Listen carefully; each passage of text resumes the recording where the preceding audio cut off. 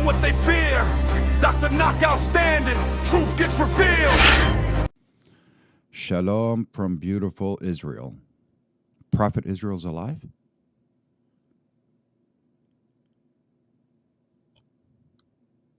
You should come up. Is he alive, Prophet Israel? Just let him tell us if he's alive. I didn't even know Prophet Israel was alive. I thought he died 3,000 years ago. What happened? How that he's telling you shalom from Israel. I thought Israel, Prophet Israel's alive? Gharkad? What's Gharkad? Hello, Am Israel, hi. Hello, Prophet Am Israel, Israel. no, people. They're making tea Peace for be Israel upon right now? him. Yeah, I'm in Israel. You're in Israel? Yeah. Okay. So what's new and how is Prophet Israel? Is he good? No, he was passed away. But the country exists, the state exists. The country exists and the state exists. Okay, is it a state or a country? Both. You can't. It's either a state or a country. What is it? Both. How could it be both if you don't have defined borders? They called you a state because you don't have defined borders, Gharkat. You know that, right? No, that taught me something nice. No, I'm just telling you it's based on it. Because if you had defined borders, they'd call you a country. So we're a state, okay. Yeah, an occupying state. Yep. So what else? So how many Palestinians you guys unalive today? I don't know. Did you read the news? No, I didn't read the news. No, I'm drinking coffee still. Later I will look. You look and see. Okay. So now you guys are planning to steal West Bank? We are little by little. We take more of the West Bank. Thank God. Oh, so you guys don't want to steal it at one time, just little by little, which is not bad, to be honest. So people don't know, just little by little. And then once you take all over it, just show them the Bible. You know, say, hey, look, God promised us the land 3,000 years ago. Yeah. Yeah, you see, it's easier like that, I think. Yeah, I mean, it was never the Palestinian land, you know. Before it was Jordan's, you know. Not true. Not true. You know, why it's called the West Bank? Because the west of the Jordan River, or west of Jordan, you know. That doesn't matter. The reason of it being called the West Bank does not change the fact that the West Bank in of itself is Palestinian territory. But it was Jordan. Jordan had it before. No, Again. that's not true. I don't know what he just said. He said Jordan had it before.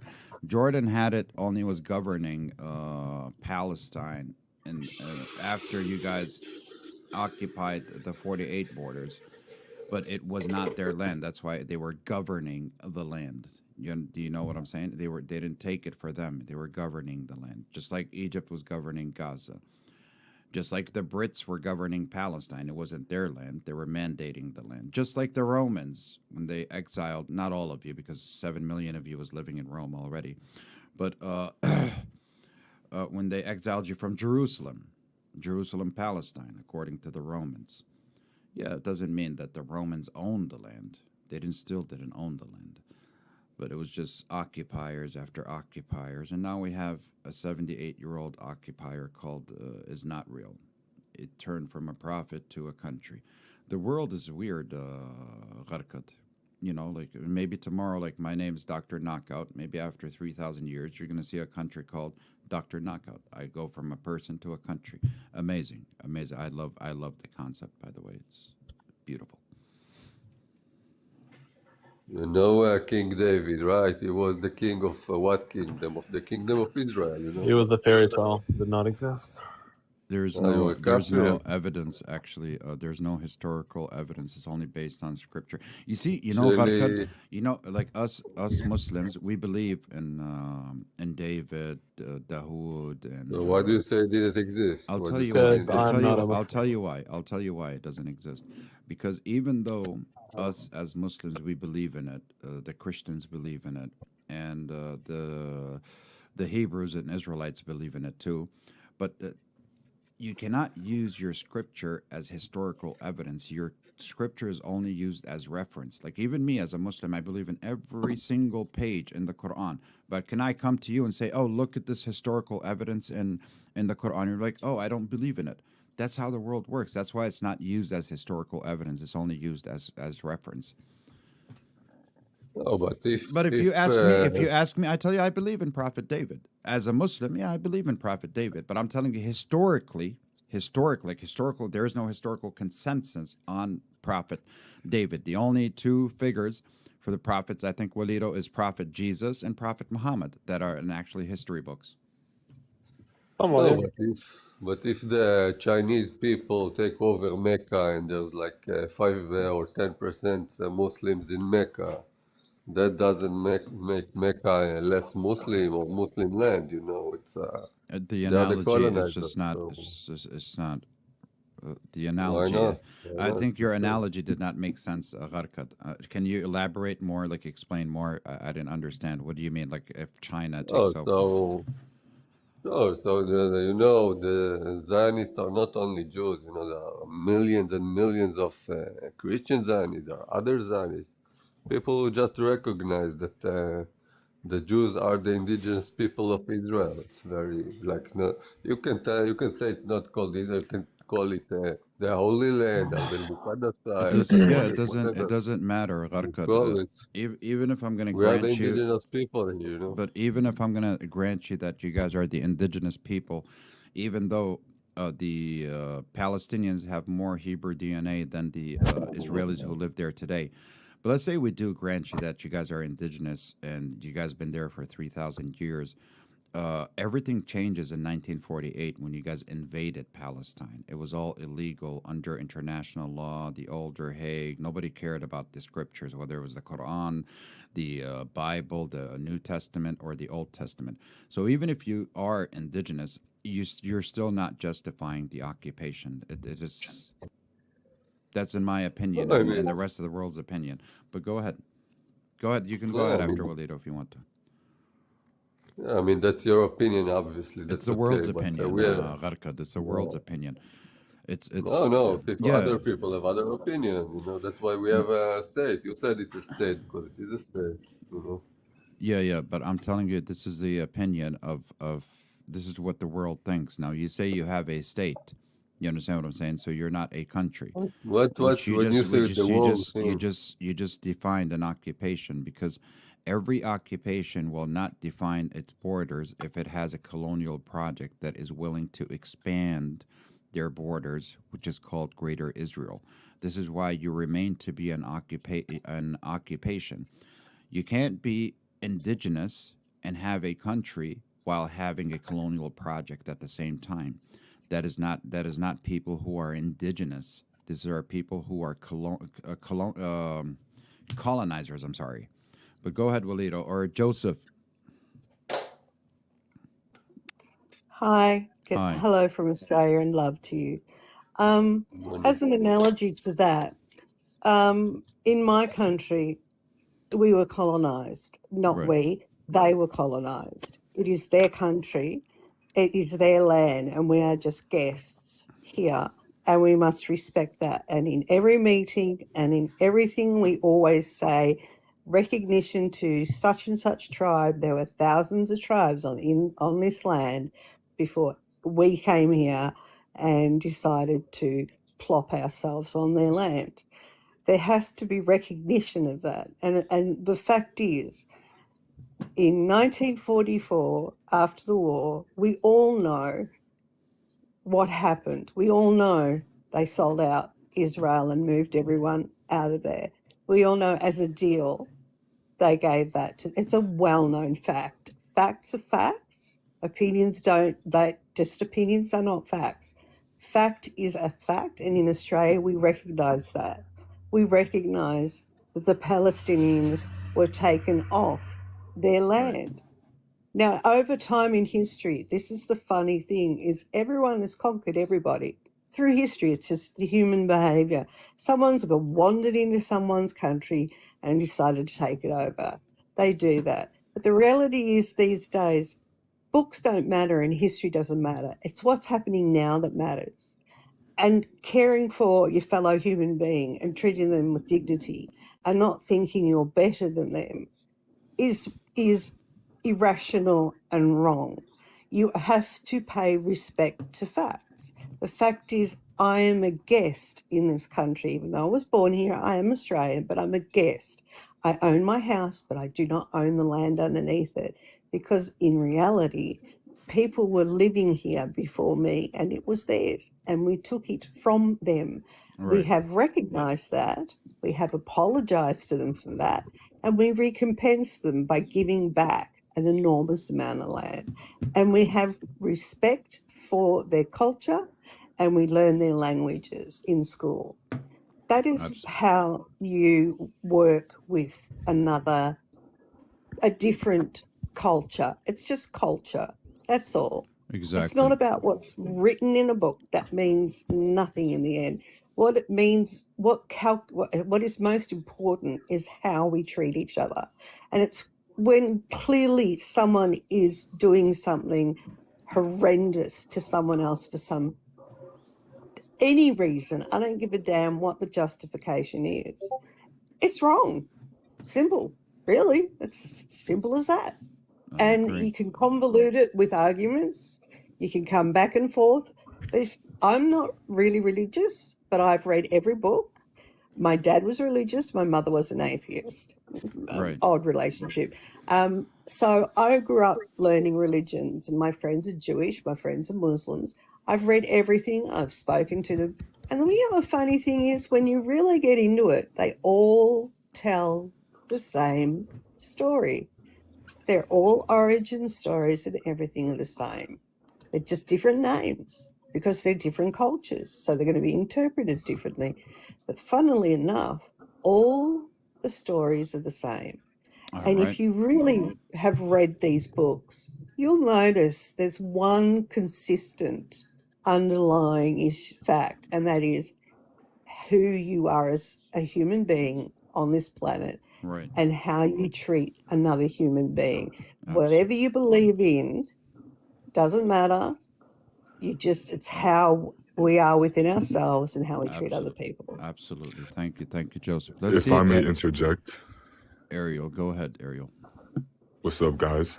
What's- If I may interject, I would make the argument that Palestinians and Arabs are the white people. They colonized the whole region. They subjected all the minorities to horrendous treatment, oppression, things like that. So for you to sit here and say that the Jews are the equivalent of the white Australians who came and colonized the Aboriginals is absolutely preposterous to me. Can I take this? Yeah, please, Walida, go ahead. Yeah. So number one, your first position is the fact that Palestinians are rather the colonizers, and they are the ones that committed atrocities within the land. Correct? Mm-hmm. Yeah. On what basis? Arabs are from the Arabian Peninsula. In the 7th century, they spread out through the caliphates. They committed mass genocide on many different peoples. They subjected people who are not Muslims to dhimmi laws, jizya taxes, pogroms. The list goes on and on. Yeah. In the so 7th century. just- You're going back just- to the 7th Let him. century. Well, no, that's when it guys, started, and it's guys, been not going talk on over each other. continuously. Hold on. Let Walito respond. It was his turn. Go ahead, Walito. Yeah, so Palestinians, right? When we say that we are Arab, we don't say that we have Arab origin. We rather view Arab as being a linguistic identity, meaning that those that speak Arabic as their mother tongue are not of Arab origin, but rather hold a linguistic identity. Now, Palestinians predate the 7th century. We didn't come to this land in the 7th century. We've been existing in this land since the Bronze Age.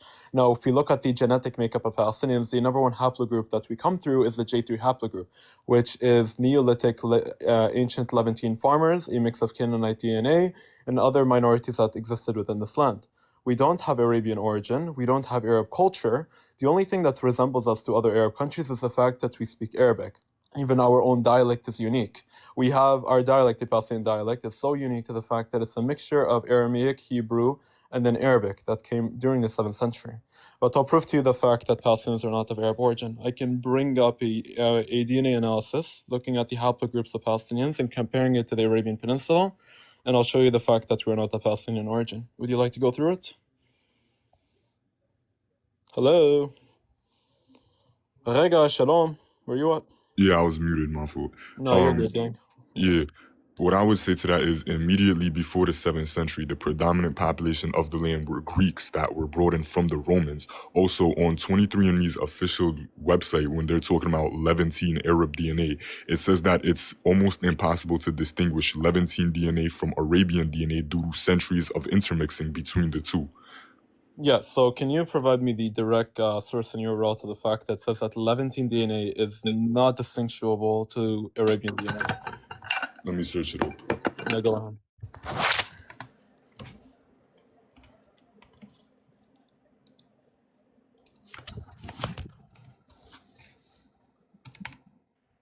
Doctor, you're on mute. Oh, I'm saying that is incorrect, Walito. Even if we go to the Arab Peninsula today, they would like to clearly say you guys are not Arabs. We don't even look like them. You understand what I'm saying? Like specifically the ones from the Arab Peninsula, we don't look like them. They have a different culture. The only thing that we share, if we're Muslims, we share the same religion. That's about it. But completely different culture. They don't even understand us when we speak to them. Do you know that? Yeah, our dialects are completely Our unique. dialects, I'm so they don't waiting. understand us at all. Yeah. The Arabic they speak, I don't understand the Arabic they speak. They speak the Arabic. We were Arabized. Do you understand? The same way that the Hispanics or the modern day Latino population within like Mexico, Brazil, not even Brazil, sorry, Mexico, Uruguay, Ecuador, El Salvador, Exactly. Honduras, Colombia, Venezuela. The reason that they all speak Spanish is not because they're of Spaniard origin. They did not come with the Spanish. The Spanish colonized Southern America and the Central American islands. They introduced Catholicism. They introduced the Spanish language, and then they took Spanish, mixed it with their local tongue, and they created their unique dialect. That's why even in Latino culture, when you go to Honduras or if you look at Venezuela and Colombia, they all have different unique dialects. Let's see before it's just because he said he has the source. Can you show us the source?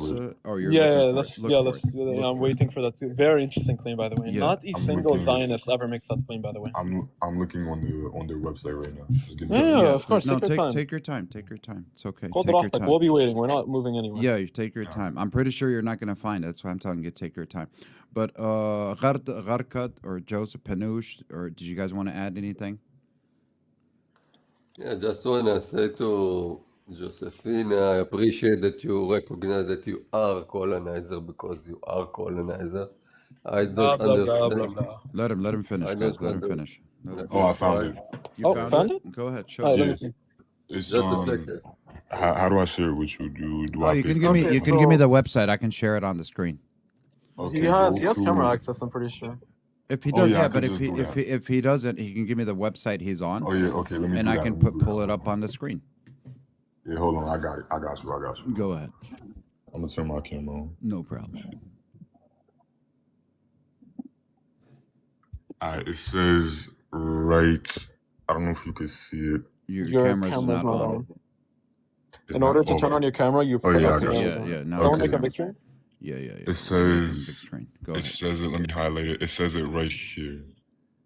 Okay, go down. Like I need you to like zoom out. Okay, so let me show me. Okay, the region bordering the Red Sea and the Eastern Mediterranean has served as an important crossroads of human migration out of Africa over the last 100,000 years. We're seeing the Arab conquest of Egypt and the Levant reinforce this shared genetic heritage. Where in that does it say that Levantine DNA is not distinguishable to Arabian DNA? Okay, I was paraphrasing, but because I haven't read it in a long time. But it says. So more recently, the Arab conquests of Egypt and the Levant have reinforced shared genetic heritage. So to say you guys don't have Arabian origin would be false. No. One second. Go away. One second. Let's go back to the same sentence. Let's read it in full context. So can you put More recently, you gotta stop shaking. More recently, the Arab conquests of Egypt and the Levant have reinforced this shared genetic heritage. that doesn't mean that Palestinians and people that live in the region all have the same genetic origin. It doesn't. All it means is that some people in this region have a shared genetic heritage, being that some people can have 1% Arabian DNA or a 5% marker DNA. The overwhelming majority of our genetic makeup is not of Arabian origin. I took my DNA analysis, right? Even though I'm part Turkish, I'm over 60% Neolithic ancient Levantine farmer DNA, partially Anatolian, and I have like less than 2% Arabian DNA.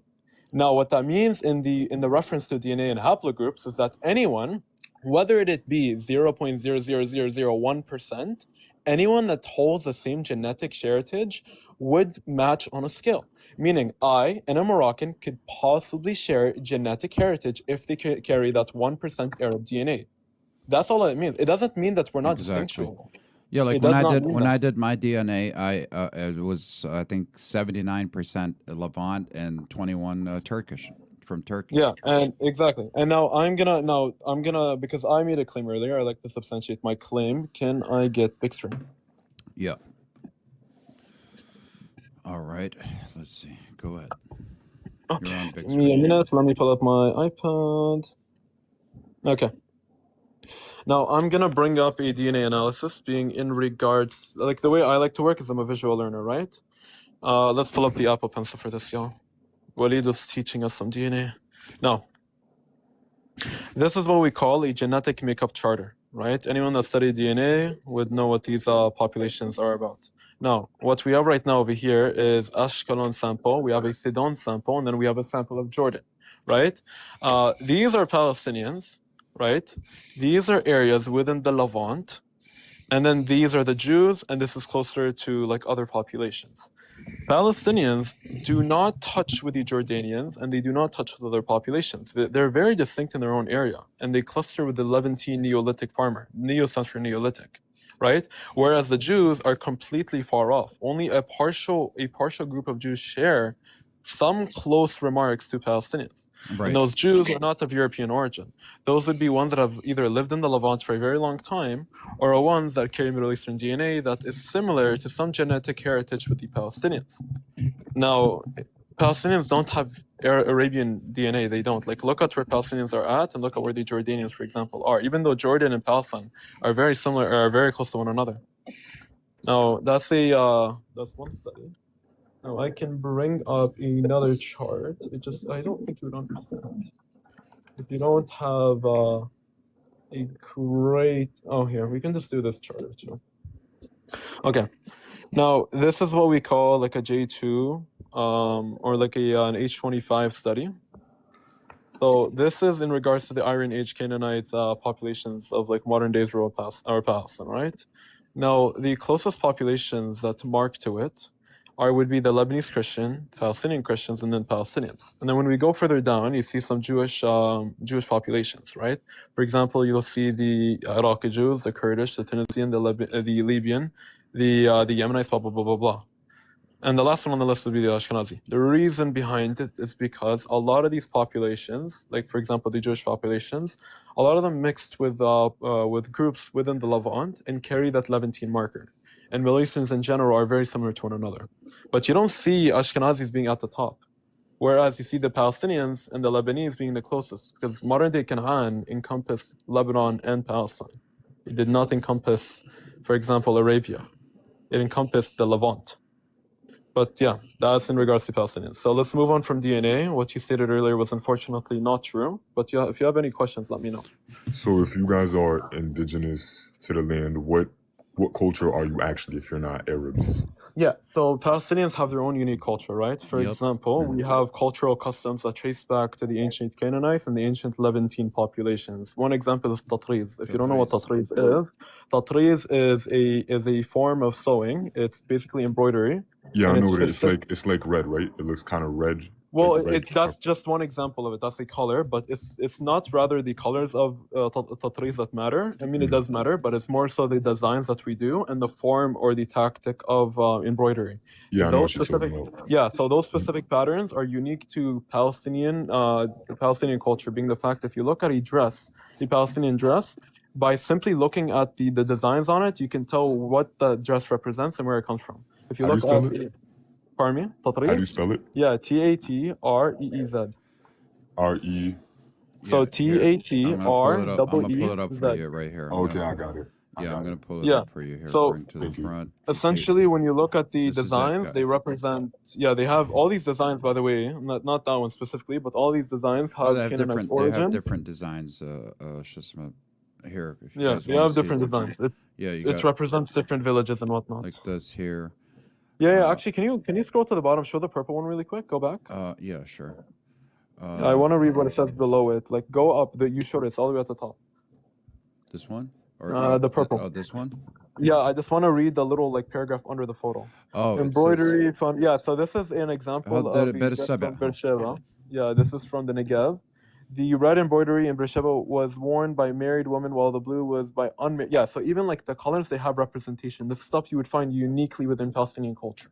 Yeah, we You don't find this in- الثواب هذول. Like we have in our Exactly. in our village. No, it is a very beautiful practice. It Yeah, is a very in our it in is. our Thank in, you. in, For in sure. our village, like the older women that know about tatriz, like if a woman comes to a wedding wearing what they call a thobe, which is like the tatriz is called thobe, and she comes in, they'll actually know what village she's from based on her thobe.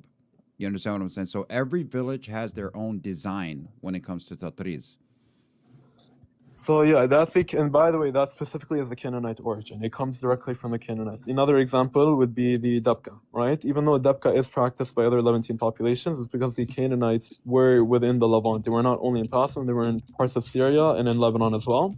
But our dabka is unique to the dabka of the Lebanese and unique to the dabka of the Syrians and unique to the dabka of whoever practices dabka. So dabka is essentially a Canaanite tradition. Now, some scholars argue that dabka originally was a religious format, being that the Canaanites would stomp in a form of worship to the sun, while some other people argue that it was when the Canaanites would hold hands This and is a stomp. dabka, guys, right here. Yeah, that's the dabka. That's Would stomp to build their homes. They would like stomp on the clay to make it like more smooth in order to like build homes or whatever ruins that they had. But it has Canaanite origin. There's a lot of things within Palestinian culture that has Canaanite and Levantine origin and not Arab origin. So, how much Canaanite DNA or ancestry would you say Palestinians have, like percentage-wise, on average? Yeah, so on average, it'd be between 70 to 90%. And what's the other percentage? The other percentage could be sub-Saharan, African, could be Anatolian, and can be partially Arab DNA. And the reason, by the way, why some people, like, I don't know for the Palestinians that are on this live, but some Palestinians that I know have taken a DNA test and said that they got a big portion of their DNA being Egyptian. The reason behind it is because it depends on which company you do it with, but like Ancestry.me, 23andMe, all these organizations, they don't have that many case samples within Palestine, and they actually view Palestine and the Gaza Strip to be part of Egypt, right? Or at least the southern part of Palestine to be part of Egypt. So when they see any cluster markers aligning on top of one another, overlapping, instead of considering it like the Negev or the Gaza Strip or like Rafah or anything, they consider it to be Egyptian. So then when they look at their DNA, be like, what the fuck? Why am I like majority Egyptian? Yeah, because Even though it's not Egyptians true. are like one of the oldest empires. Egyptians, man, they ruled way before Mazbut. They ruled those regions. Yeah, I mean they did rule, but the main reason is because the organization for some reason does not have enough like case samples, and they like to just throw us in the cluster of just being Egyptian rather than kind of acknowledging the fact that we are our own distinct identity. We're not Egyptian. Right. But yeah, that's another example. And we can even look at the foods of the Palestinians. Our foods are not foods that you find anywhere else. Sure, we share hummus, falafel, blah, blah, blah, blah. But when you look at specific Palestinian food, you know where it comes from. For example, sayadiyya. That is an Egyptian Ghazawi dish. That is what we eat in the Gaza Strip. Or you look at like the sweets within the West Bank. There's a specific sweet within the What West about Bank this? that Msakhan kaman. Msakhan is Palestinian. Msakhan is my favorite. Msakhan. Msakhan, yeah. Nobody makes msakhan. We're the only region that is known to make msakhan like this. Like Literally no one else eats it, like Ariel. this. Now you guys are making me hungry. Allah. And Well- then also we have magluba. Magluba is specifically Palestinian. You don't let me catch no pull one that else up. making it. So there's two main arguments I want to make. Yeah, go Keeping ahead. the DNA thing in mind. One, if you guys reject being Arab so badly, why was Palestine so adamant about participating in Pan-Arabism and Arab nationalism? Yeah, I'll That's the explain first that. one. Yeah, so it's not that we reject being Arab. We reject the false premise of what we consider to be Arab. We are not Arab in the sense that we're ethnically Arab. We are our own distinct identity with our own distinct population and ethnicity. We rather accept the linguistic identity, being that if I speak Arabic and it's my mother tongue, then I'm considered an Arab. And the reason why Palestinians at the time, historically, around the Balfour Declaration, wanted to be part of this pan-Arabist ideology is because they wanted to get rid of the British. They were under British occupation, and they were finding any way or solution to, like, get rid of British occupation and finally be free. When you look at, for example, the newspapers, being that we have Palestinian leaders And saying that, the hey, second thing I wanted to do is, according to the UN's definition, to be indigenous, you have to be part of a pre-colonized group. Like, you still have to hold on to the identity before colonization. So if you adopt identity, like, for example, how you guys would have adopted Arab identity, by the UN standards, you guys wouldn't be considered indigenous anymore. No, so here's the thing. The number one right off the bat, the UN, their definition of indigeneity actually disinherits over 8,000 populations around the world, including the Kurds, the Lurs, the Assyrians, the Armenians, populations in Russia. So no one actually abides by that definition. But even if I were to apply that definition, I'll prove to you how it doesn't work. Now, number one, the Palestinians and their identity, right? We as Palestinians, our identity is pretty much the same as it was throughout our ancestry, right? And throughout our history. We hold Canaanite and ancient Levantine customs. Our language ties back to the Canaanites. Our foods tie back to our people historically. Our customs all tie back to our people historically, meaning that we still practice the same things, we speak the same language, and we eat the same foods. Our identity did not change. We may have adopted some things into our identity, but overall it has stayed the same. But for you to then say that Palestinians are no longer indigenous, according to some shitty definition by the UN, I find that disambiguous. Considering the fact that if you apply that definition to the Druze or apply that definition to the Kurds, they would no longer be indigenous to their lands. And by the way, indigeneity just consists of three things. Number one, having a unique identity, right? A unique collective identity, having a recognized ethnicity, and having continuous presence within whatever land you're claiming it to be. And it's always in the context of colonialism. An example, the Druze. The Druze of Syria, they are a collective identity. They hold an identity. They are a collective ethnicity, right? Their Druze is not a religion, and they've continuously lived within Syria. Palestinians, we all hold a collective identity, being Palestinian throughout centuries. We have a collective ethnicity, being the Palestinian ethnicity, and we've lived in Palestine continuously since the Bronze Age. We are indigenous. And again, indigeneity just means the people that were living in the land prior to colonialism. That is all that it means. It has nothing to do with DNA, by the way, technically. It has nothing to do with DNA. Right. I wanna zone in on that whole identity part though. If Palestinians consistently had the same identity, right? What were they called before the 60s? Oh yeah, I'll explain this. So Palestinians were called the Palestinians prior to the 60s. I can give you a prime example. Are you familiar with the journalist or the writer Isa al-Isa? No. So he was a Palestinian Christian. He was a newspaper analyst, and he actually wrote the Palestine newspaper within 1913. And within that newspaper, right, he referred to Palestinians, referred to the Palestinian identity.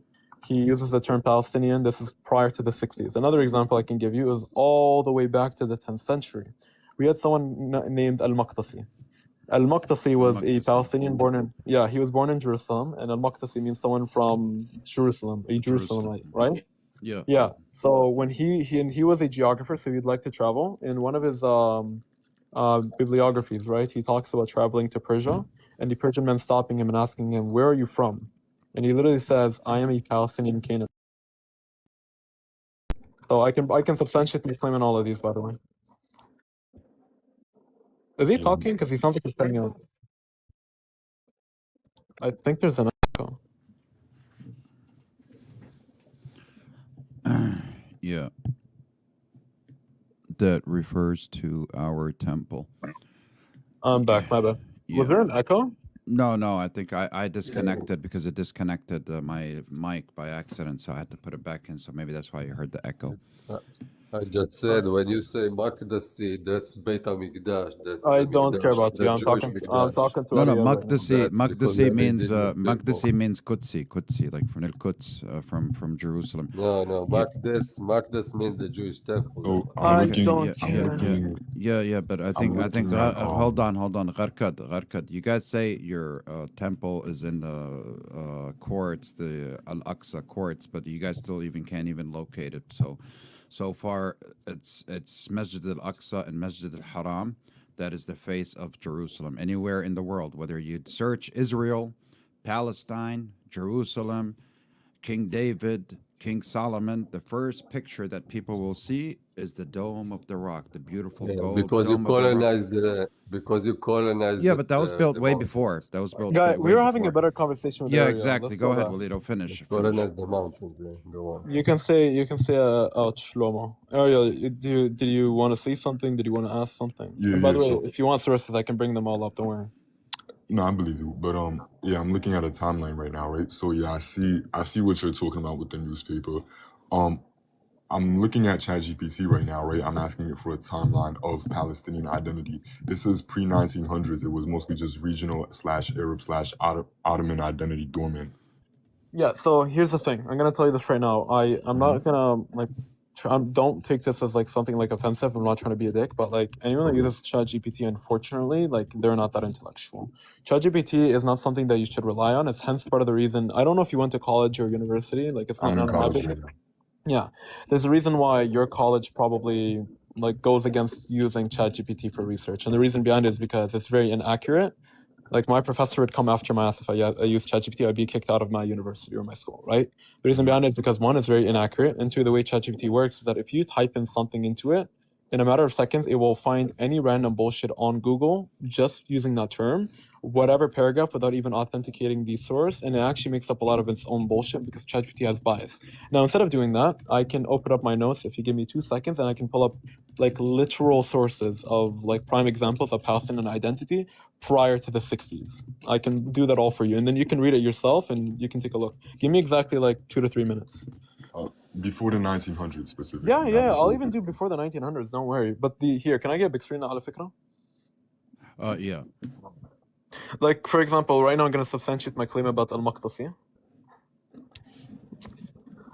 And this has nothing to do with the fact that I'm using Palestine Studies. Palestine Studies is by far like one of the most like peer-reviewed studies. Like they cite all their sources, so I can like bring you a dozen sources. But the reason I bring it up right now is because that's where like they have the direct translation. It's in Arabic. That's fine. I believe you, bro.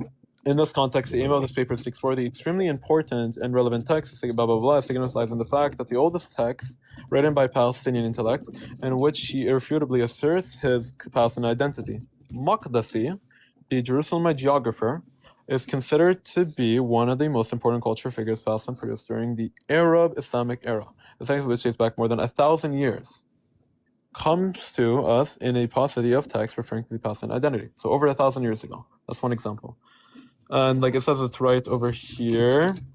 They talk about him. His name is Abu Abdullah Muhammad bin Ahmed bin al-Bana al-Bashiri al-Maqdisi. Was born in 946 CE in Jerusalem in that year 1000. So he was around the 10th century. And he referred to himself as being a Palestinian. Let me find it for you. Here. And he refers to himself as al-Maqdisi as well. But yeah, here's a direct translation.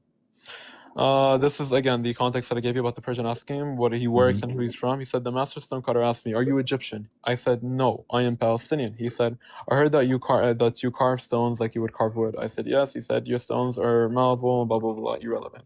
But you see it there, that he says that he's a Palestinian. This was in what year again?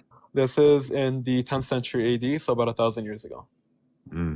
Okay. And this is like way before the concept of a nation state even existing, meaning that people asserted and acknowledged the fact that there is a Palestinian society and Palestinian identity. Now, this is one example.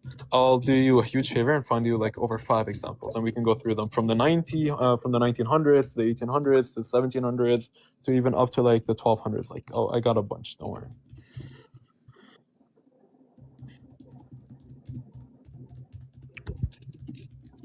What about the claim that Palestinians back then used to call themselves Southern Syrians? Yeah, so the reason that they used to do that, I kind of touched based on it earlier, is that Syria in of itself as a term was used to represent the Levant. Not because Syria was more so like a country at the time. Syria was extremely big. It was the most dominant and powerful force within the region, within the Levant specifically. And what we used to say, like al-Shami in Arabic, which means Yeah. Knockout, translated. What does al-Shami mean? Bilad al-Sham, what does it mean? Knockout, are you there? Yeah, what'd you say? Sorry. This guy zoned out. What does Bilad al-Sham mean? Blad Sham, Sam's son of Like Noah. the Levant, like The the Levant, Levant. yeah, it's a Blad Sham. It's like the Levant region, because that's why when Exactly. when people say that the Palestine was just a territory, yeah, Palestine, Syria, and Lebanon were territories in one region called the Levant. Exactly, and Syria at the time was like a toponym that would be used. It was the umbrella of the Levant. Yeah, it was exactly. the biggest territory. Yeah, so it would be used as like Dimashq or Damascus, or it'd be used as like Syria or the Sham, and it essentially referred to the Levant. And when you look at Palestine on a map, it is southern of Syria, hence why the name Southern Syrian. And actually, by the way, Al-Maqdisi talks about it too. Let's go back. He says it right over here. I am a Shami. See, amazing. It's all intertwined. This is why I like talking about this. It's all interconnected. Come over here. Can I get big screen again, Habub? Yeah. I'll take it off. Yeah. Okay. Remember how earlier he acknowledges he's a Palestinian? He says up here, Al-Maqdisi does not say I am Shami from Greater Syria as expected, based on the prevailing assumption Greater Syria is Egypt's counterpart, blah, blah, blah, blah, blah. It talks about the Sham, right? Being the fact that Greater Syria just meant the Levant at the time. People say Shami, which was a replacement for Syria. And the point that I'm trying to establish here is that even though people at the time used to say I am Shami or say that I am Southern Syrian, he specifically said I am Palestinian. And even though like at the time Palestinians were considered Shamis, being Levantines, Maqdisi should have declared himself Shami, but instead he asserted the Palestinian identity in opposition to that of Egypt. It wasn't a coincidence, by the way.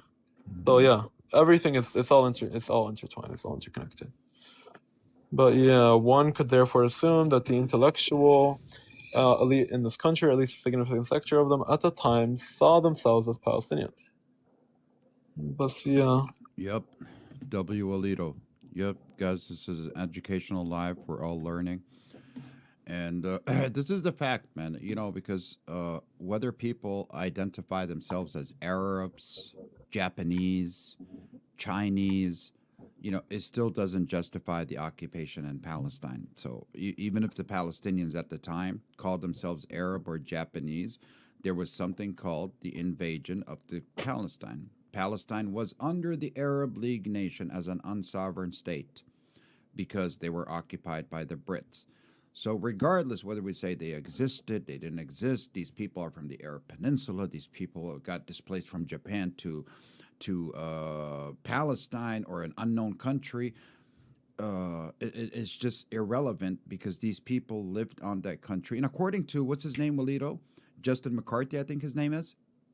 I think so? Question mark? Yeah, Justin, I think his name, Justin McCarthy. He was an historian that actually identified them as the Palestinians, and he said they can't be, maybe the first the name. professor, the one from Louisville. Yeah. He said they can't be Arabs because they specifically called them Palestinians, fallahin, farmers.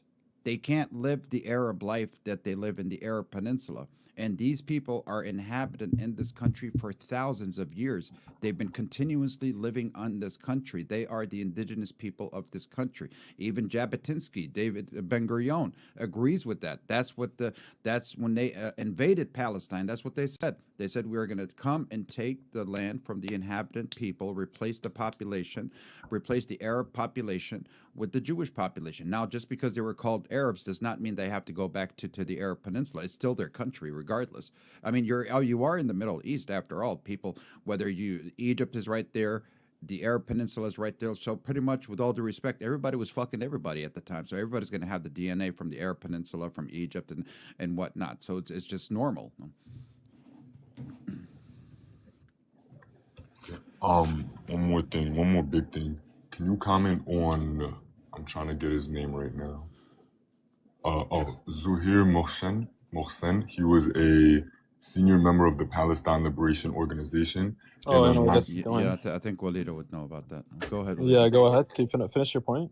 Yeah, so he said in a 1977 interview with a Dutch newspaper that he said the existence of a distinct Palestinian people was largely a political tool in the struggle against Israel, and that Palestinians, Jordanians, Syrians, and Lebanese were essentially all one people.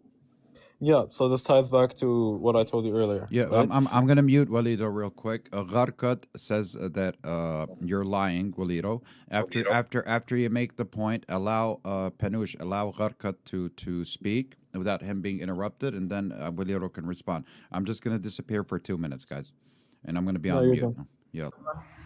No problem. Okay, so Zahir Mohsen, right? And I think that, yeah, the interview was about in 77. Now, the thing about Zahir Mohsen, right? He was part of the PLO. The PLO at the time, number one, I'm going to say this. He isn't the spokesperson for the Palestinians. We don't agree necessarily with what he says. But what he stated is the fact that Jordanians, Lebanese, Syrians, and Palestinians were all one people, in the sense that we were all one region, being the Levant. Now, I'm going to ask you a question.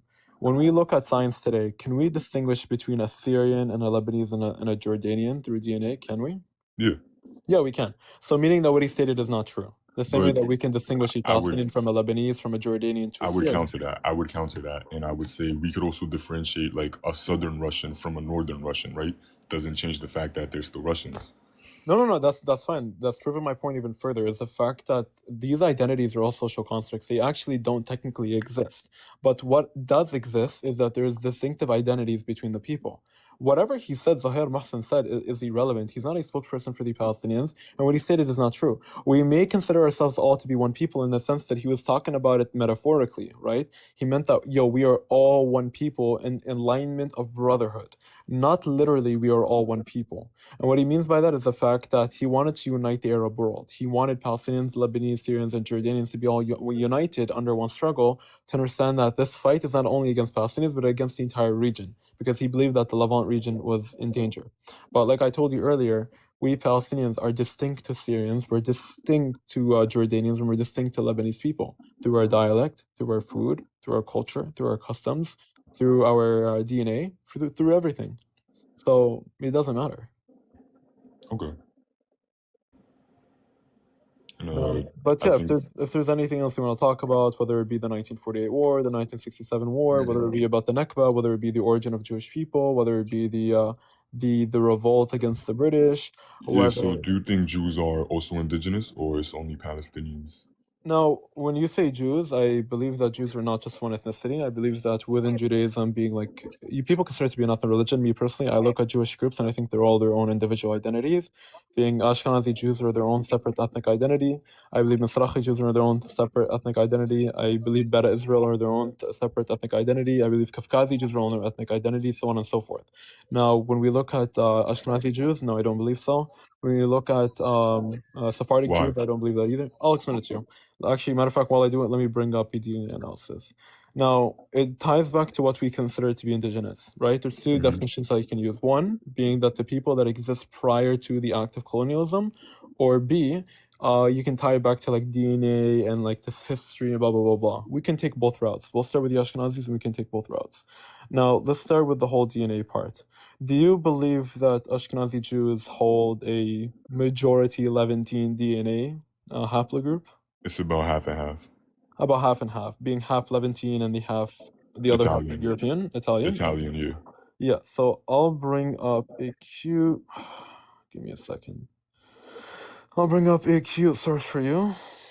Mods, would I be able to become big screen again? If you want, you could just tell me what oh, okay. Amazing, give me a sec. Okay.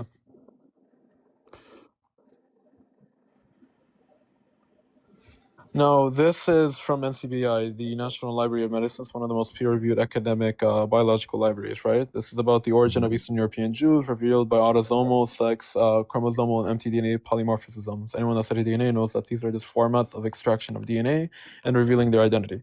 Now, when we talk about the results, it says over here, according to the autosomal polymorphisms for the investigated Jewish populations, they do not share a common origin, being that Ashkenazi Jews and other Jewish populations do not share a common origin. An ethno-religion would share a common origin. So that's right off the bat. And Eastern European Jews are closer to Italians in particular and to Europeans in general than to other Jewish populations. The similarity of Eastern European Jews to Italians and Europeans is also supported by the X chromosomal haplogroups. In contrast, according to the Y chromosomal haplogroups, Eastern European Jews are closest to the non-Jewish populations of the Eastern Mediterranean. Now, the mitochondrial DNA shows a mixed pattern, but overall EEJ are more distant than most populations, but hold a marginal rather than a central position. Now, let's get to the good part. The close genetic resemblance to Italians, everyone listen, to Italian, accords with the historical presumption that Ashkenazi Jews started their migration across Europe and Italy, and with historic evidence that conversion to Judaism was common in ancient Rome. The reasons for the discrepancy, this is irrelevant. But yeah, so 3 main points. Number 1, Eastern European Jews do not share common origin with other Jewish populations, meaning that Jews are not another religion. Number 2, they are closer to Italians and Europeans than any other population. And 3, this is because they converted. It says right here. The close genetic resemblance to Italians accords with the historical presumption that Ashkenazi Jews started their migration across Europe and Italy with blah, blah, blah, with historical evidence that conversion to Judaism was common in ancient Rome, which ties back to what Dr. Knockout told you. There was a lot of Jews in Rome prior to Judea. And the reason behind that is because Rome was actually going to be a Jewish empire. There are so many people converting to Judaism within ancient Rome. There's literally going to be a Jewish empire. Like, I kid you not. I will search something up for you right now. Give me 1 minute. Rome. All right. You see, guys, we come with historical facts. Like, I know, Gharkat, you're laughing on what Walida was saying, but he's actually showing us sources, so I don't see anything funny. But if you can refute his claim, with other sources, you're more than welcome to do so, because laughing at sources does not make your claim stronger. So, like, even, yeah, and by the way, this is a Jewish article. Why do so many non-Jews, even from the ranks of the Roman elite, like Queen Helena and Nero, convert to Judaism? Like, the conversions to Judaism was like extremely, whoa, that's crazy. Was extremely common. Look, remarkably, in the 1st century of the Common Era, upwards of 10% of the Roman Empire was Jewish, with anywhere to 2 to 7 million Jews. These were all converts, by the way. So, like, how can I consider them to be indigenous to Palestine if they're all converting? And this is only Ashkenazi Jews. Like, that's not even, like, talking about Mizrahi Jews or talking about, like, Ethiopian Jews. Like, in Yemen, for example, I can bring up another source. Are you familiar, Ariel, are you familiar with the Jewish kingdom in Yemen? Yeah, the Himyarites. Yeah, so yeah. did you know that the Himyarite kingdom literally fully converted to Judaism? Like, they were all converts? Yeah, I know a lot about the Himyarites. I would say Yemenite Jews are kind of an exception within Mizrahi Jews. Yeah, but I mean, like, they make up a very predominant population within the, like, over, like, 12% of Mizrahis in, or not 12, I'd say about, like, 10% of them. The Himyarite kingdom, bloody conversion to Judaism. The reason they call it bloody, by the way, is because it was forcible. And yeah, I know all about the Himyarites. Yeah, and also, within Palestine itself, are you familiar with the Hasmonean dynasty? Do you know what that is? Wait, say it again? Hasmonean dynasty? Yeah, of course. Yeah. Hasmonean dynasty was like a reign after the kingdom of Judea within Palestine. Mm-hmm. The Hasmonean dynasty, I know this is AI over you, but like I'm just doing it because it's very quick. I can like literally bring up like a document about it. No, it's fine. I already know about that. So they literally instituted a policy of forced conversion to Judaism during their campaign. Like they forced the Edomites to convert and the Kamarites. So even historically, Palestinians, they were forced to convert to Judaism. So my point being is that people converted to Judaism historically. I no longer can believe that, and this is from Chabad, I can no longer believe that Jews are quote unquote like an ethno religion, because I would define an ethno religion to be like a religion in which it does not intermarry with other populations. They do not allow other people to convert to their religion. And they kind of share the same DNA, share the same culture, and practice the same customs. And a good example would be the Lurs, or would be the Druze. They're good examples of an ethno religion. They don't let people. It's so hard to convert to become a Druze. Well, later, let's see what Gharkat has to say, because he's been disagreeing with everything you're saying. I just want to see if he can provide any sources to refute. I'll respond after him. Okay, go ahead, Gharkat. Yeah. First of all, yeah, I can't compete with his English because he's a European or American, and I'm a native Hebrew speaker. I speak 90% of the day. I speak Hebrew because I'm a But you Jew who lives understood in my everything he said, homeland. though, Harkat, right? So you can just Yeah, provide us yeah, with I sources that would show us that he's lying to us. Go ahead, yeah, Harkat. I understand him perfectly, but I can't speak so well because I'm not European or American. So Okay, كان غرقد مي فوطة. Where are you right now? אני מירושלים. ירושלים, okay. So אתה מדבר בעברית, כן? כן, ברוך השם, כן. Okay. Now, when you're speaking Hebrew, Ivrit, are you familiar with the fact that like majority of the language of Ivrit has like origins of Yiddish, origins of Arabic, and also origins of other Germanic languages, right? No, that's a lie. The Hebrew comes from the Torah. Okay. Can you read ancient Hebrew? Yeah, Oh, you can. Really? yeah. Yeah, we Okay. can actually. So can you I speak? read the Torah. Do you want me to That's give fine. you No, the no, Torah? that's fine. That's fine. Are you able to communicate with a Samaritan? So if I had a Samaritan sit down, would you be able to have a conversation with a Samaritan? Yeah, we No, can. there are different letters of the Hebrew. There's the I don't know how to say it in English, but there are two. Yeah, There's so I'll prove it to you. Oh, yeah, I understand. The reason behind it is because that's what ancient Hebrew was. Can any of you guys tell me what this letter is? no, actually there was a Semite Hebrew. And there was What are these letters? Yeah, so that's That's different Canaanite, kind then. of Hebrew. I know. I'm just asking you, what is this letter? No. Again, this is also Hebrew, but there are two types That's of letters in fine. Hebrew. That's fine. What is Actually, this? What letter is this? actually, there are three kinds of letters now. Okay, I'm gonna repeat myself. What letter is this? Is it a Again, shin? I'm explaining. Okay, you talked a lot. Okay, can I speak now, or you're just I on asked a question. Can Yeah, you but tell me what letter? he's just Harkat. Like, Look, what is look, this man. letter that he has If you don't know the point? letter, that's fine. Man, I'm not under your interrogation, okay? No, You it's spoke not a lot, let me interrogation. speak. It's a Harkat. No, but I was speaking and he interrupts me. No, Okay, I finish your point. Okay, Finish your point. finish your point. Yeah, Go ahead. Finish your let me point. talk. No So problem. leave me from those your so-called arguments and let me talk. Okay, Liz, can I talk? Yeah, go I'm ahead. not Go talking. ahead. You can Speak. talk. Go ahead. Thank you. Now, obviously, you know, you speak. I see that you are a very knowledgeable person. You also know a little bit of Hebrew. So, you know, we have all kinds of letters for Hebrew, and we speak two of them. So that's and actually, you know, and if you claim this is the so-called ancient Hebrew that was spoken in Israel, so we also recognize that we are the indigenous people of Israel. If we had those letters in Israel, Okay. so you actually prove my point again that we I have didn't these prove any point. You didn't prove Now, any when point. But you let him brought finish. up Let him the- finish, guys. Let him finish. when you brought that guy that called himself El Makdasi or something, the El Makdas is Beit El Makdas, that's the Jewish temple which you colonized and built Al Aqsa mosque on the mountain when there's the temple used to stood there. So, and we have archaeology. Okay. Wait, I didn't finish. Relax. I didn't interrupt you. Relax. Now, host, you say Israel is only a state, it's not a country, right? I just looked it up. Please show me any serious source that shows that Israel is not a country, because I really looked it up, and Israel is both a state, as you host said, and I appreciate that. It's both a state and a country. I really searched it up everywhere. It's a state and a country. It is recognized as a state and a country. So I don't know what you wanna. I said it can't be recognized. It's either a state or a country. If you were a country, you'd have No, it's defined both, borders. That's what I said. But if you wanna have a factual discussion about facts, so it's both a state and a country. And if not, show me a reliable source which says differently, please. مش مهم بصراحة يعني I don't know what this argument is. It's irrelevant. I really want to go back to the topic about the linguistics. So Wait, I'm before gonna that, ask. if Yeah, go you ahead. showed me a study about Ashkenazi Jews, I'd like to pull up my own study. Yeah, sure. Go ahead. Pull up your stuff. In the meantime, actually, since you have it up, someone make a big screen. Yeah, hold on, let me highlight it.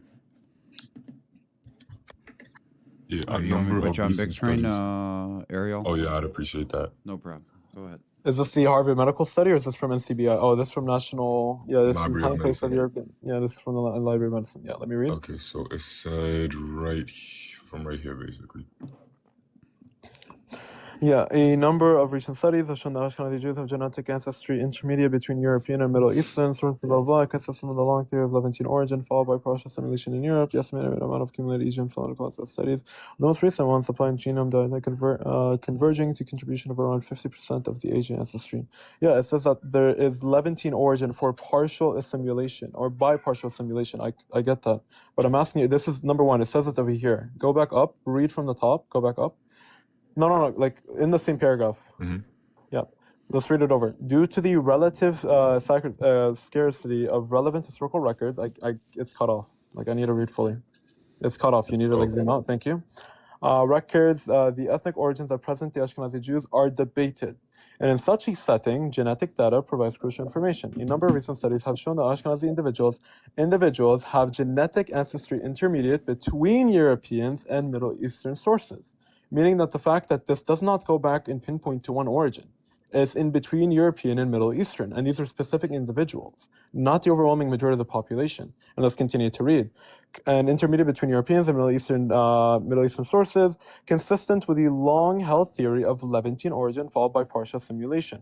My question to you right now: if these people have Levantine origin, right, why is their genetic makeup today completely faded out? The reason would be is that they completely assimilated into the populations. Now, my question to you is this: if you're making the claim that Ashkenazi Jews have Levantine origin, fine, let me grant it to you.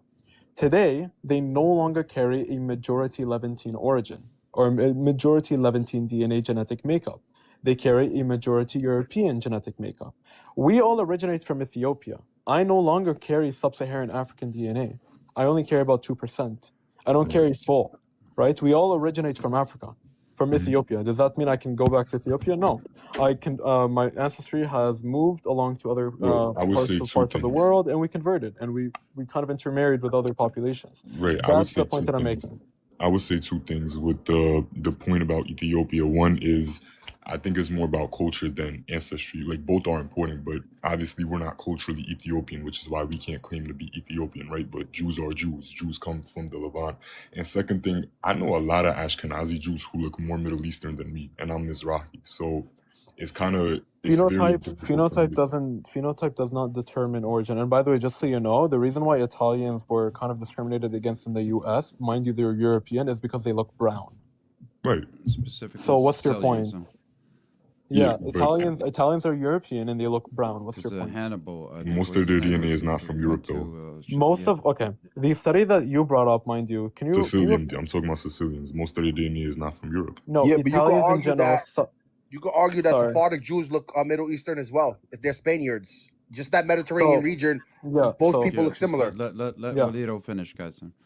So Southern Italians are Italian origin. They don't come from any other region. They're of Italian origin. And Italians in general, right? Like when you search up a Sicilian, they're an ethnic group within Italy. Like they're native to Italy. They're not native to any other region. They're from Italy. They're of European origin, right? And Italians themselves, by the way, Ariel, just so you know, Italians, some of them carry Levantine DNA because there was an admixture of Roman Empire colonists that came to the Levant. Get invaded by Italy.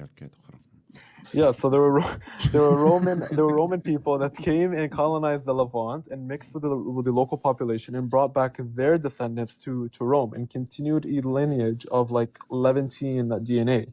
That doesn't mean that they have any rights to Palestine. And remember what we read in the article earlier, that considering the fact the majority of Eastern European Jews have Italian origin, and that they're most notably compared to Italians than any other population. And what did I tell you earlier?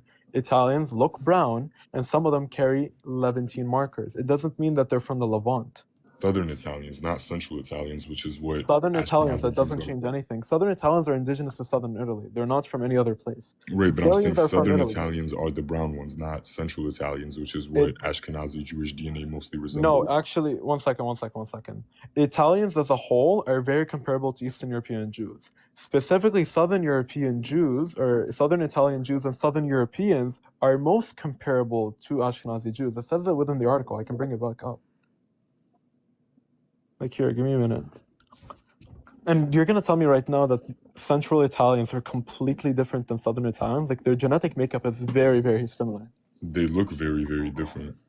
Phenotype does not mean anything. For example, Palestinians within the West Bank and Palestinians in the Negev look completely different than one another. The Negev are predominantly darker. They have different phenotypes. And even if you look at people, for example, from Nazareth, they look completely different. People in Nazareth are known to look white. Yeah, because the ones from the Negev are Bedouins, no?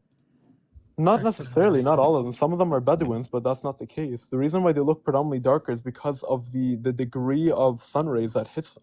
That region is desert. It's hot, it's desert, and the rays of the sun hit it further and harder, or to a more standard degree, because they're closer to the equator line. Whereas compared to people more up north, who are closer to the Lebanese border, being like Nazareth, Jaffa, Akka, or Safad. These all people have lighter tones. Phenotype does not determine your DNA at all.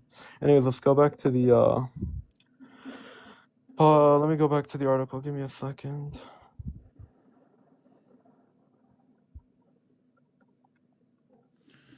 Gharka dropped. Gharka, I think he couldn't refute what Walid was saying. So we have Messianic Jew, guys. I want to introduce you to Messianic Jew. He is confused. He's like the monkey in the middle. He doesn't know if he wants to be Jewish or Christian, so they call him Messianic Jew. Dr. Knockout, I'm just right here to thank you for always, whenever I talk about Jesus Christ, you guys have been respectful, and for that I'm grateful. I will always and forever respect Prophet Jesus, peace be upon him. You know, Jesus called him the synagogue of Satan, right? Walito, you want? You don't even have to. And by the way, just to I'm saying I grew up as a Christian from Nazareth. I know Dr. Knockout for I can elaborate the now. Christian perspective if you like, brother. And we. So, anyways, in the article it says that it's not even just Italians. By the way, this is what proves my point: is that Eastern European Jews are not just of Italian origin; they're of European origin in general. It says that some of it is very similar to Italians, but it says up here the similarity of Eastern European Jews to Italians and Europeans in general, being that they could be of like Slavic origin. This is supported by the X chromosomal haplogroups, and it says, one second, where's the article here? The close genetic resemblance, being that they have close genetic resemblance to Italians in general. It accords with the historical presumption that Ashkenazi Jews started their migrations across Europe and Italy, and with the historical evidence that conversion to Judaism was common in ancient Rome. Meaning that, forget about like Sicilians and Levantine origin, it doesn't matter. There was conversions to Judaism. And I showed you the article earlier. It showed that this is something else. It showed that over 2 to 7 million Jews were of convert origin. And this is just in Europe alone. 10% of the Roman Empire was Jewish, bro. Yeah, that is true. According to Josephus, right? Josephus says that's very interesting to bring him up. He himself was talking about conversions to Judaism, talks about how there were more Jews outside of Judea than in Judea. He himself was a convert.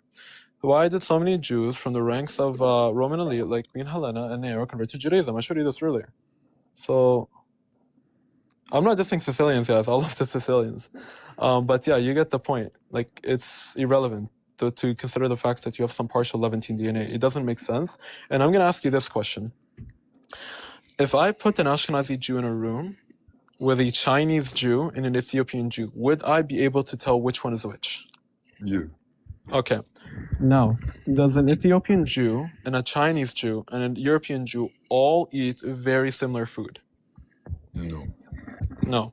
Now, would a Chinese Jew and a European Jew and an Ethiopian Jew wear the same type of cultural clothing? No. So their clothings are different, their food is different, right? And they look different. They're all distinct to one another. This is why I say I don't believe that Judaism is an ethnic religion, but I do believe that within Judaism there are different groups that are their own ethnic identity. You're muffled, Walito. It's a man. Sorry. Now you're Yeah. This is why I don't say that Judaism is another religion, but rather within Judaism there are different groups that are their own separate, unique identities. Being that I believe Ashkenazi Jews are their own identity, I believe that Kafkazi Jews are their own identity, Sephardic Jews are their own identity, and Mizrahi Jews are their own identity. But they all share one thing in common, being Judaism, and some of them are able to read the Torah. That's really it. My friend is a Moroccan Jew. I went over to his house. His mom speaks Darija. He eats couscousi. He dresses like a Moroccan. And I also have another Jewish friend. His mom is Polish. He's Ashkenazi Jew. I go over to their house. They speak English. They almost never speak Hebrew, right? I've maybe walked in on them eating like a bagel like here and there. W song, by the way. Kodak Black. Maybe a bagel here and there, and he's also had like I think like latkes. But you'll never catch a Moroccan or Chinese Jew munching on latkes, bro. Knockout, your music is playing, by the way. You're good now. But you get the point. But I was gonna put up because he said I believe, so I was gonna put I believe I can fly the song. But I believe I can. I'll play it. All right. Anyways, the point being, Ariel, and I'm gonna say this right now, Ariel, I genuinely respect you a lot because like you're by for one of those genuine people I've had a discussion with. Like genuinely props to you. I respect those kind of debates. I respect you a lot, and I like you a lot. It's respectful. So this is you've been very, very respectful. He is. Like genuinely, really respectful. You're a very knowledgeable person, bro. I really appreciate it. Same goes to you. But this is why we need to have these conversations. But just to tie it all back in, at the end of the day, I don't think anyone has a right to genocide another population or colonize a piece of land because either their holy book says so, or because their great grandfather took a shit in that land 3,000 years ago, or because there was a kingdom there.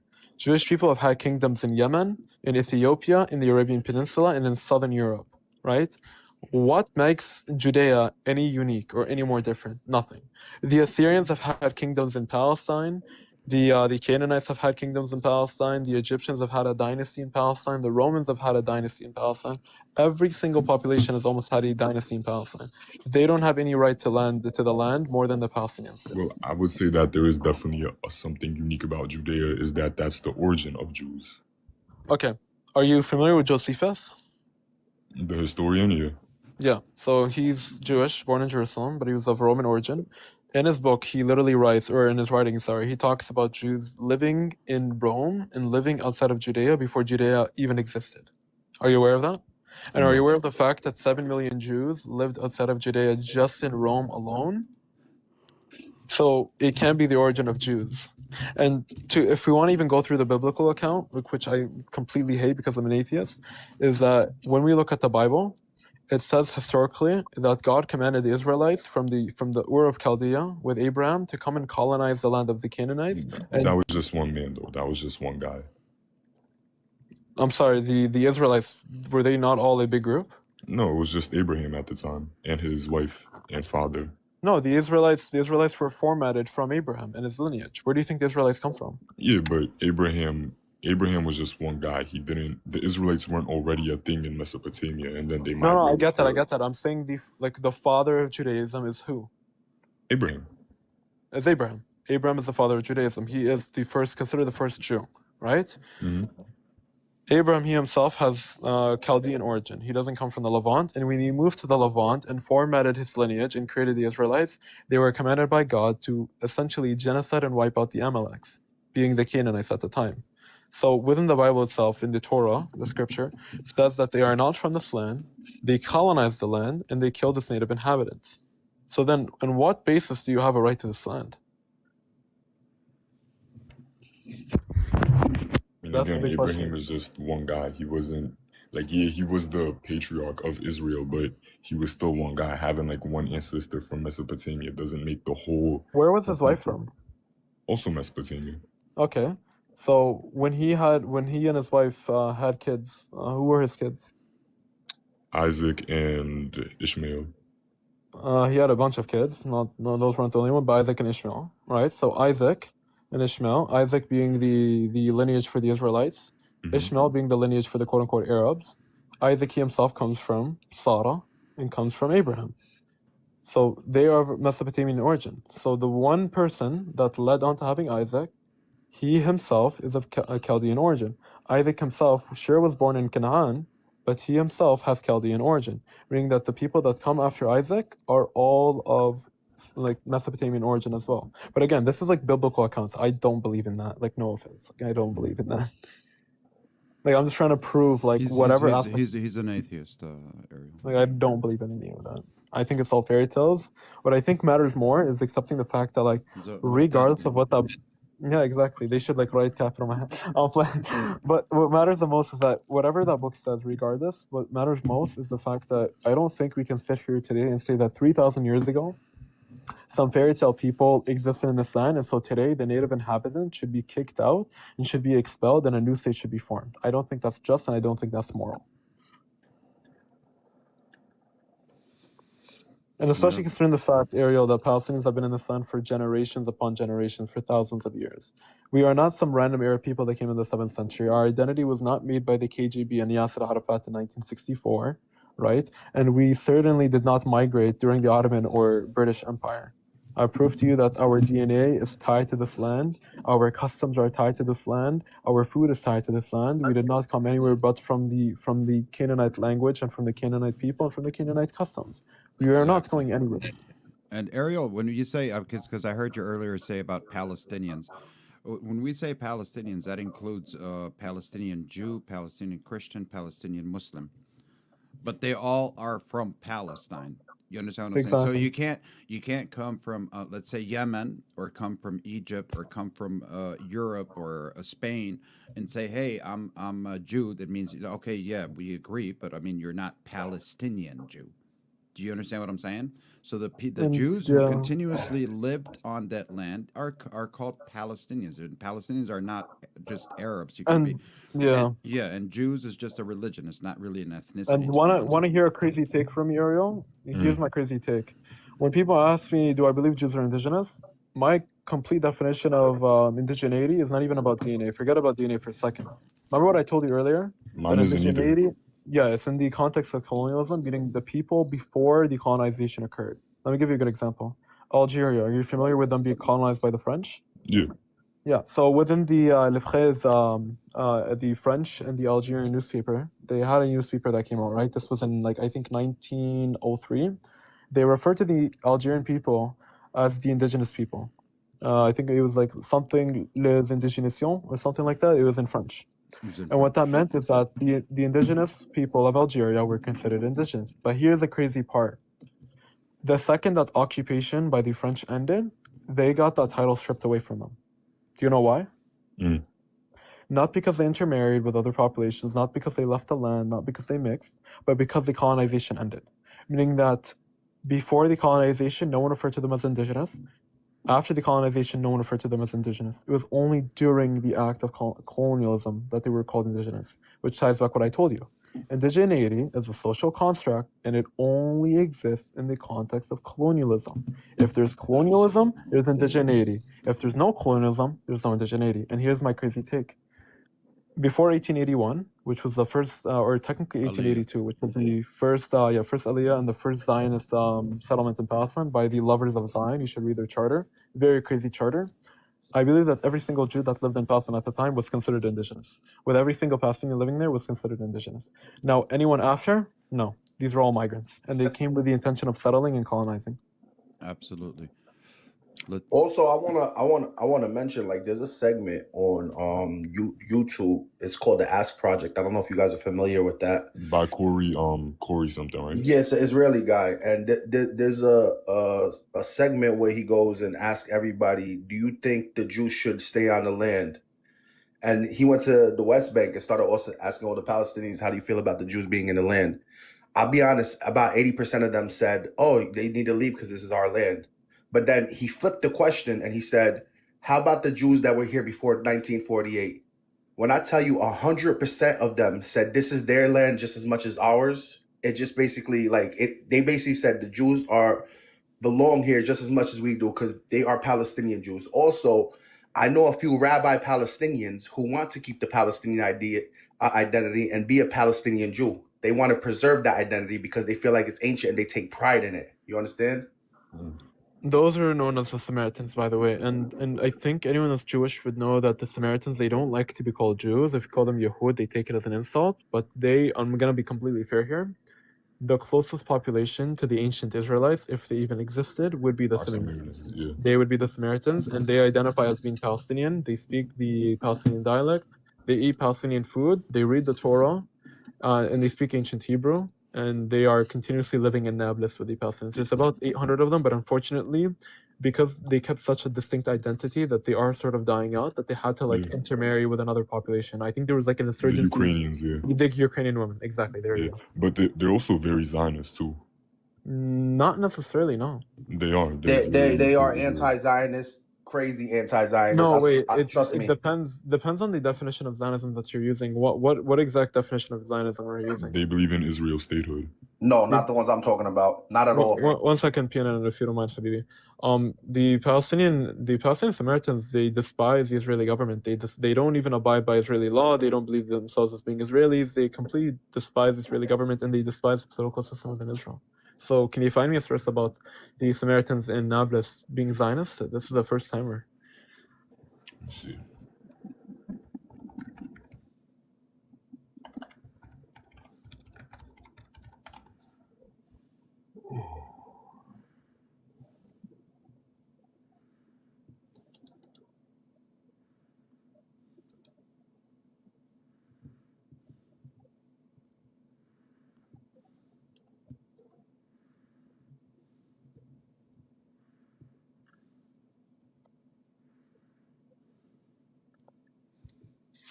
What happened? Yeah, he's finding a source. Yeah, I'm looking. I know there's like a Samaritan YouTuber, I forget his name, something Cohen, I think. He's very Zionist. He promotes the Samaritan community as being very Zionist. I mean, that sounds like propaganda to me, my brother. I don't know, but I'll tell you right now. Most of them don't think. Yeah, the overwhelming majority. Yeah, the overwhelming majority, if anything, they would be either pro-Palestinian or they would be neutral. Do they actually? Because I when I speak to some Israelis, most of this Samamra, they don't consider them Jews too. Some of them say they're not even Jews or something. They don't. Yeah, so they don't call themselves Jews because they think that Jews of today are completely different and have nothing to do with ancient Judaism. They call themselves like the ancient Israelites, or they call themselves. Yeah, that's a fact, though. Even like biblically, yeah, it is a fact. Yeah, because, it is. I mean, they say exactly. the people in Israel today have nothing to do with the Hebrews and Israelites. Of the biblical Hebrews and Israelites. No, they don't consider themselves Jews because there was a split off long before Jews were ever exiled from the land, way back when during biblical times. So they just call themselves the ancient Israelites. They don't use the term Jew. Yeah, they were never historically referred to as Jews. Yeah, they'll probably call themselves Ibriyin or Israelites. They'll call themselves Hebrews see or themselves as Hebrew. Yeah, exactly. But you have to understand is that when you talk to a modern day Jew, they think that a Jew or every single Jew has Israelite origin, right? But you look at the Samaritans, they have Israelite origin. They don't call themselves Jews. So that's why we like to clarify the fact that they don't see themselves as Jews and they see it as an insult, being also partially the fact that the Samaritans and the Jews historically have had their own rivalry. Right. But it's more like same ethnicity, different tribes, if that makes sense. Yeah, but again, but that's if I can. This is if we're talking about ancient Jews. Within modern day, of course not, because I've already shown you like the amount of conversions, the amount of intermarrying, the amount of like people leaving the land and not continuing. Like the Samaritans were the only ones that remained within the land of the ancient Jewish faith. I mean, listen, I'll use my own DNA as an example. My family's from Azerbaijan. We're Caucasian Jews. My uncle did a DNA test, 60 to 70% of his DNA was Levantine. Only like a quarter was split between Azerbaijan and Iran. Now, look, I don't know your uncle and I haven't seen his DNA, and this seems like anecdotal evidence, so I can't rule out to you that no offense, but I can't rule out to you that I believe it if I don't see it. You know what I mean? So I can't rely on it. And again, sorry, you cut out. I think you got a phone call. You want me to send you? Hello? Yeah, you want me to send you his DNA test?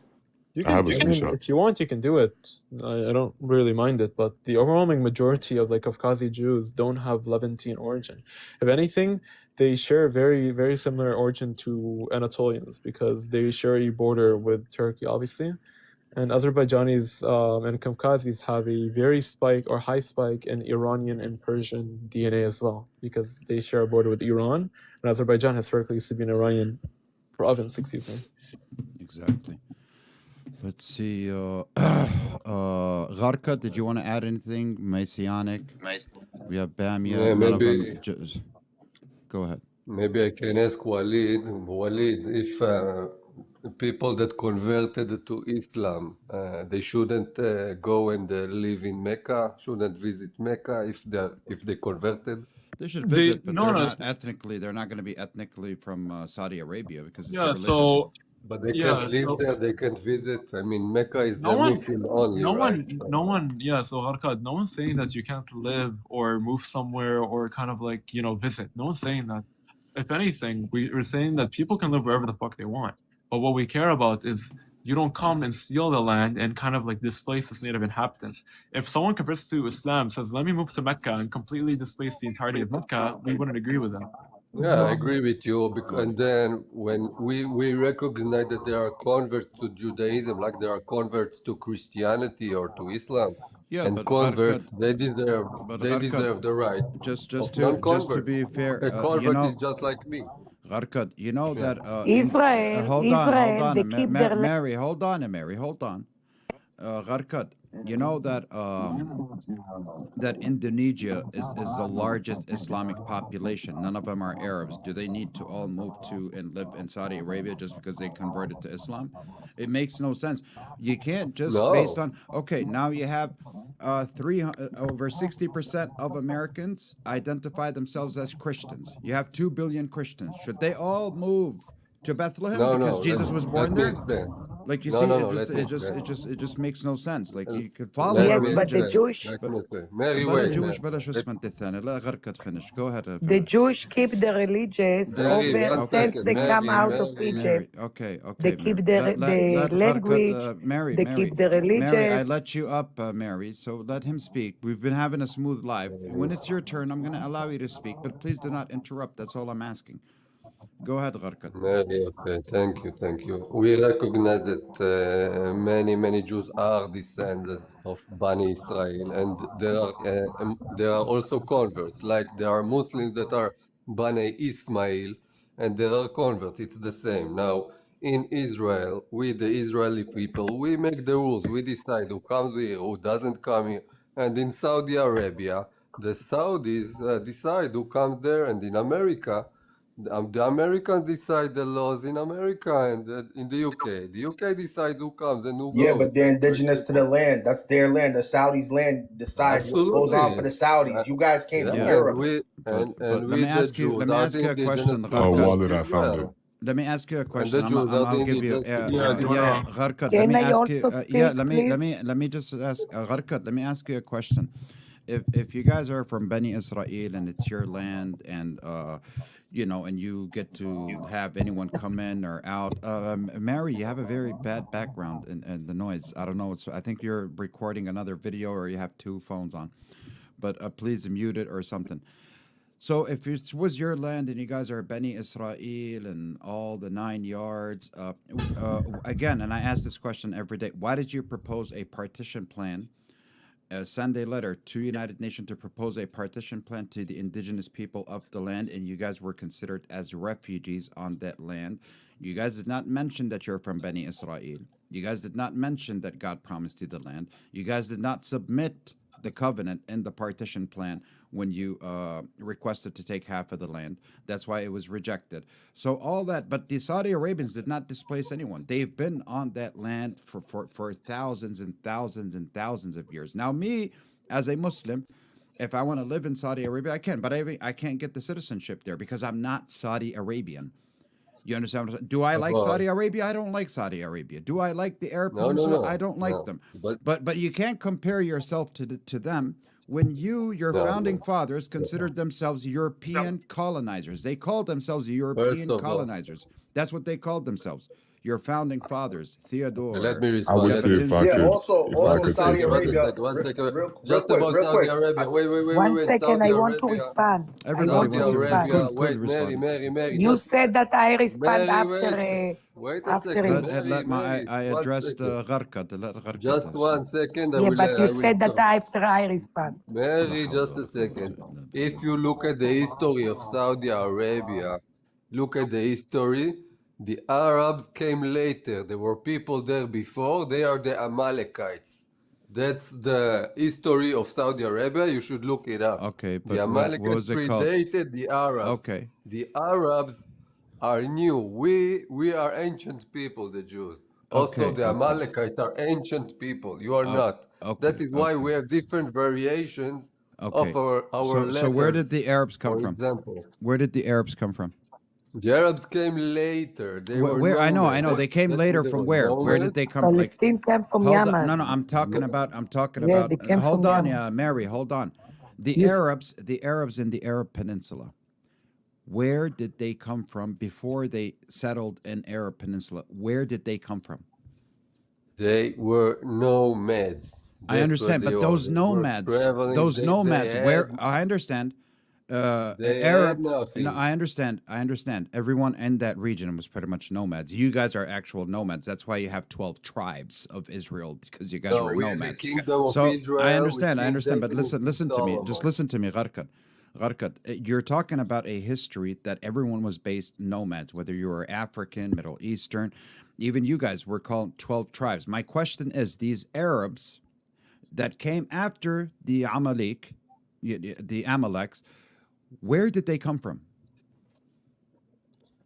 They were nomads, as I'm telling you. I understand those nomads. Where did those nomads come from? Yeah, they're all over. All over. What's all over? You have to From Yemen, Iran, Iraq, Syria, Egypt. Okay. They came to work for the Jews. Okay. So they were in the stay Arab on the Peninsula. land. Hold on. This So they how were they still came. okay. Hold on. The Jewish oh my God. forced to leave the land, and Sorry, they Mary, you keep interrupting.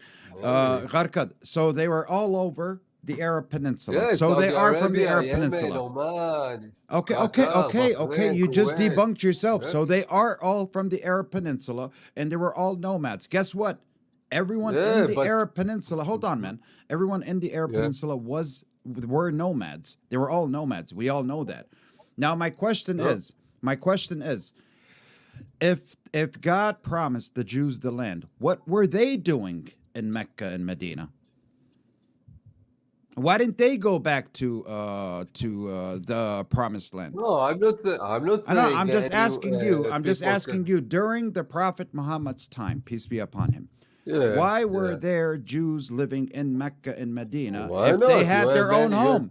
They had their own home. Why didn't they live there? Fine, Why none of them? Why No, hold on. None of them were living in what you call the Holy Land. Most of them were in Rome. About 7 million were living in Rome. The rest of them were either in Yemen, or in Egypt, or in the Arab Peninsula. Why none of them went back home? Yeah, you can live in other countries. No, I'm asking you why haven't they lived? Why not? Why haven't they lived on that land if it was promised to them for thousands of years? They haven't lived on that land, and they came back 2,000, 3,000 years later in the 1940s to say, oh, this is our land right now. But they never lived on that land. Even during the Spanish Inquisition, when they fled the Spanish Inquisition, 1492, they seek refuge under the Ottoman Empire, under the Islamic law, and they still did not live on that land, even though they were protected. Why? Tell me when you know why? Because according to rabbis, no, I'm not speaking over you. Hold on. Because according to rabbis, the promised land is not the Levant, it's the actual Torah, on them following God's covenant by guidance and obedience. It has nothing to do with the land, the promised land. Their promised land is the Torah, and they will establish a Jewish state when the Messiah comes. So you never had a land to begin with according to your rabbis and your Torah. That's why you were living all over the Middle East and never lived in the Levant. You lived in the Levant for some right, man. Go ahead. Yeah, so people can live everywhere. There are 2 million Arabs that live in Israel right now. Why don't they go to Arabia? I don't care How that many were there before 1948? How Let about him, that? guys. Let him respond. Let him Don't respond. interrupt me. Let him respond. People, there are many Arabs and Muslims who live in Europe, in America. No one is telling them to leave. And Jews can live in Mecca and Medina. I don't know why you don't let Jews I did and not America's say always that. telling us to Hold on, leave. guys, hold on. I did not No, say. don't interrupt me. No, I did not say they can't live in Mecca and Medina. They can. They have the right to live wherever they want. My question was, if it was such a holy land to them and it was promised by God, why haven't they lived on that land? Why were there no Jews on that land, but they were all in the Arab Peninsula, and there were some Because, in Egypt and some in Rome? Now, they have the right to live anywhere in the world, Alaska, wherever they yeah, want to live. But my question yeah. wasn't why are they living? Why did they choose to go to the Arab Peninsula and not the promised and holy land that was promised to them by God? This is a simple question. Why? Because they choose to. Jews always live here with some numbers of them. Also today, you have many Jews that live in America. I Why? We have a understand. land, we have a Okay, country, so we have there a was state. no Jews But they choose to live in for America. okay, They like America. okay. I mean, what you're It's trying to their say, choice, you know. right. So what you're trying to say is that they lived, they were able to live. I mean, they had the choice to live in the Holy Land, the Promised Land, but they chose to live in the Arab Peninsula Yeah, and like leave the today, Holy you Land are an empty. American Jew. So they Yeah. left. No, I'm not talking about America. America did not even No, exist at the not time. empty, not empty. It was Yeah, never it was empty. empty. It was empty. It was empty. According to you There guys, were always according to Jews. you guys, you were exiled by the Romans. Yeah, but many stayed. It doesn't matter. Many were expelled, but Okay. numbers were also stayed, you know. Okay. Where did they stay? Because you guys claimed that you were exiled by the entirety of Palestine. Yeah, of course, but there were always Jews. Even when the Arabs controlled Hebron and you didn't let us pray in Abraham's tomb, so we prayed from outside, you know. Okay, But we were still there. you're talking about the 1900s or the 17th or 18th century. You No, guys no. were So barely Abraham's tomb, 1%. You guys were barely Abraham's tomb 1%. was created in the 1900s. What are you No, talking I about? didn't say it was created in the. You see, you're not listening to me. You're jumping centuries or like thousands of years ahead, going 1,000 years later. I'm asking you at the time when Prophet Muhammad, peace be upon him, was in Mecca and Medina, which is Al-Hijaz, aka today Saudi Arabia. Why did you guys choose to live there while God already gave you the Holy Land and the Promised Land, and you chose to leave it and leave it empty? Again, Yeah, why were but there again, 7 million Jews living in Rome, and being persecuted by the Romans in Rome, according to Josephus, who was born in Jerusalem or Judea? He was tell a me when Jewish. you're done. Yes, according, he's a historian, well-known historian. Why were they all Again, living there and none of them were living in Palestine? Why were they again. living in the First Arab of Peninsula? all, Why were they living in Egypt and none of them? So this are is you a done? question. Are you done? Go ahead. Many of them lived in Israel. It doesn't matter. And again, You're not people, answering Jews my question. today, they have a state. They choose to live in America. Okay, It's the same I'm answer. not saying they You don't ask have the a same state. question, I have the same answer. But No, but you're not answering my question. I asked you then. I asked you about during Prophet Muhammad, peace be upon him, his time, and you're talking to me about the occupation that has nothing to do with the Israelites and Hebrews. So whether it's you see, like, you jumped 1,400 years later, because you're claiming you guys were there 3,000 years ago, and I'm telling you, according to history, you guys were not even living there. Even when the pre-exile, 7 million of you were living in Rome, according to Josephus, your own people. Josephus, the historian. Pre-exile, you guys were living in Rome. Saudi Arabia, Egypt, none of you were living there. Even when the Muslim conquest, 638, when they opened Jerusalem and let some Jewish families back in, you guys already left again. You didn't want to stay there because according to your rabbis, your land is your Torah. no, we were a minority. Now we are the majority. You're not. Even over 60% of you live in the diaspora, don't even live in Israel. Of course, yeah, they choose to. Yeah. And 77% of you don't even follow the law of Moses today. That's according to your rabbis as well. So Yeah. We don't chop heads of people that don't practice the religion. Dude, let's we be don't- real. we Israel's a don't- we secular don't. nation. It's not a Jewish nation. No, it's it's not. secular. It's not. It's non-religious. Your Zionist ideology is by an atheist man named Theodore Herzl. So how is that Judaism? It makes no sense. No, Judaism, all the prophets, Musa alayhi salam brought us to Israel. God gave us this land. Yeah, they're not secular Jews.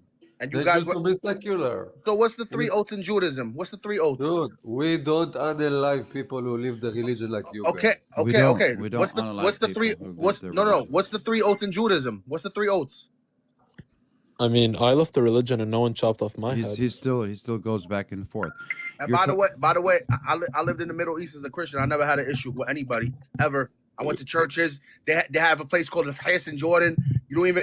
It's only Christians are allowed to live there. You have certain positions in politics where only Christians can hold those positions. Christians and Muslims live in peace. There's no problems. It's you guys. Every single core issue in the Middle East comes from Israel. Every single one.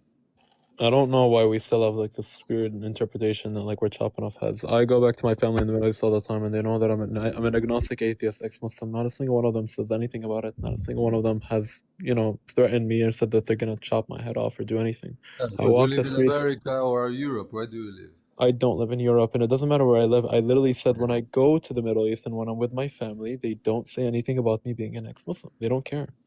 Yeah.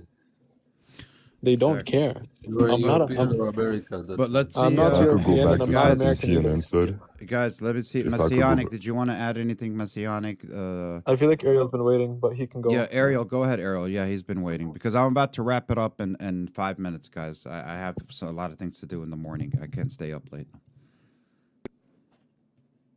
Go ahead, Ariel, Yo, and then the Knockout, Messianic. I think please 'cause- allow me to say this. go No, ahead.